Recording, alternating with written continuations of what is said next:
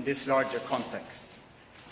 These historical witnesses have helped to generate and consolidate widespread opposition to nuclear weapons around the world by drawing on personal stories, creating educational campaigns based on their own experience, and issuing urgent warnings against the spread and use of nuclear weapons. The hibakusha helps us describe the indescribable, to think the unthinkable, and to grasp the incomprehensible pain and suffering caused by nuclear weapons. The Norwegian Nobel Committee wishes nevertheless to acknowledge one encouraging fact. No nuclear weapons have been used in war in nearly 80 years. The extraordinary efforts of Nihon Hidankyo and other representatives of the hibakusha have contributed greatly to the establishment of the nuclear taboo. It is therefore alarming that today this taboo against the use of nuclear weapons is under pressure. The nuclear powers are modernizing and upgrading their arsenals. New countries appear to be preparing to acquire nuclear weapons, and threats are being made to use nuclear weapons as part of ongoing warfare. At this moment in human history, it is worth reminding ourselves what nuclear weapons are. The most destructive weapon the world has ever seen. Next year will mark 80 years since 2 American atomic bombs killed an estimated of 120,000 inhabitants of Hiroshima and Nagasaki. A comparable number died of burn and radiation injuries in the months and years that followed. Today's nuclear weapons have far greater destructive power.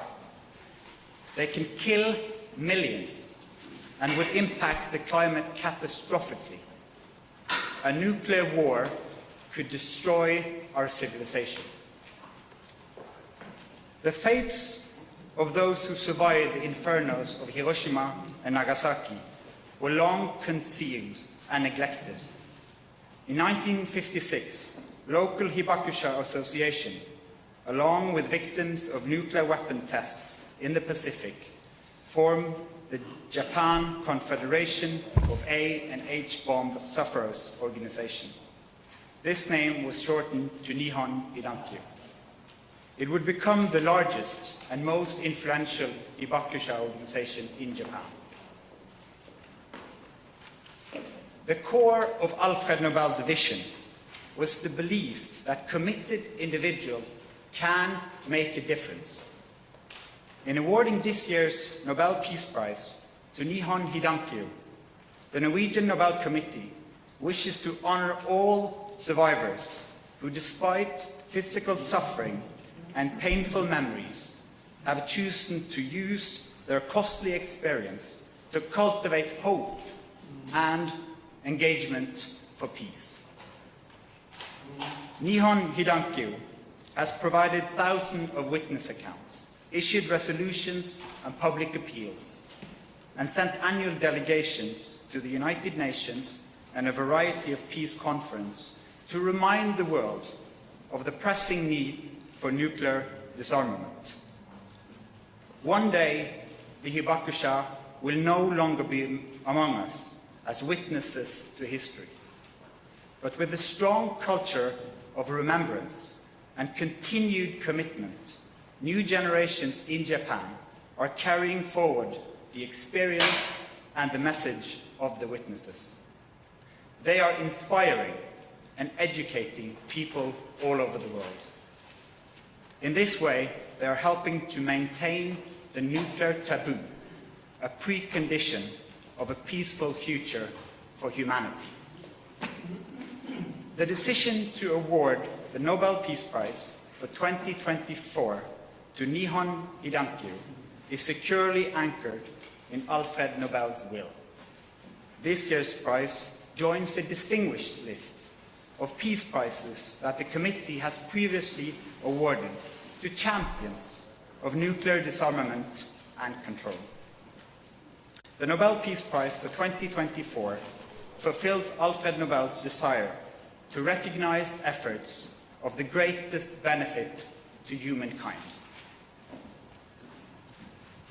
Thank you. Stolt Alsnes, Norwegian TV2. With all the conventional military conflicts going on in the world right now, what, if any, is the signal from the Nobel Committee to world leaders and the conflicting parties? Our message to world leaders all over the world is that the messages, the stories and testimonies of the hibakusha is an important reminder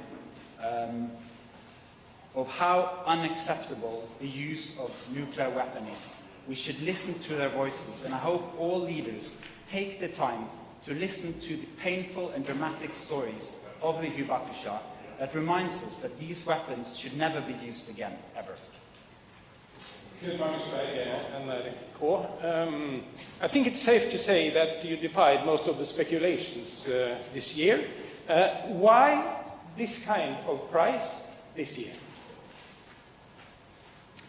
When we look at the developments and the conflicts around the world, we see how crucial it is to uphold a nuclear taboo, to uphold the norm saying nuclear weapons should never be used again.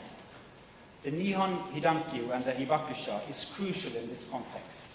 All states have the responsibility of the non-use, and those stories are important in that matter. Have you been in contact with the winners this year, and what were their reactions? Unfortunately, we have not been able to contact this year's laureate yet, but we hope to do so very soon. You have yourself said that it's a special year because of the raging conflicts going on. In what way was this year special and more difficult? I think there's many people around the world that see the dark skies on the horizon, conflicts many places. But with this prize, we also want to lift. We are a global community, and the threat of nuclear weapons could threaten us all. Ida Lavik, NTB. Has, and if so, how has the rhetoric around nuclear weapons lately, especially from Russia, impacted this year's decision? It is very clear that threats of using nuclear weapons are putting pressure on the important international norm, the taboo of using nuclear weapons. And therefore, it is alarming to see how threats of use is also damaging this norm. To uphold an international strong taboo against the use is crucial for all of humanity. Hello, Bohun Radajewski from the Polish television. I want to ask a question. Is that kind of prize actually a judgment from the Nobel Committee that the threat of nuclear weapons being actually used in an open conflict is now a real perspective to be considered? All words or deeds taken to reduce the nuclear taboo is dangerous for humanity.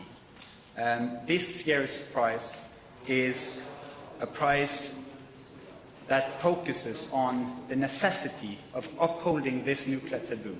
And we have all a responsibility, particularly the nuclear powers.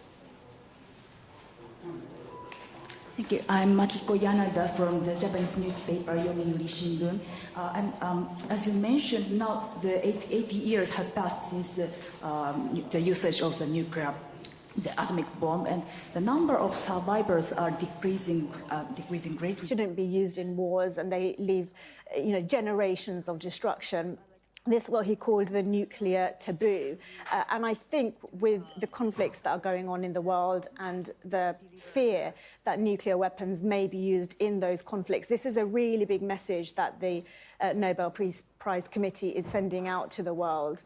And it is a reminder, and I think by awarding it to the hibakusha, it is a reminder of their work. And he said it several times in giving this award out, saying that this group of people grasp the incomprehensible pain and suffering that is caused by nuclear weapons, and that because no nuclear weapons have been used in wars in 80 years, perhaps we are forgetting as a group of people what the destruction is. So it is a reminder of that.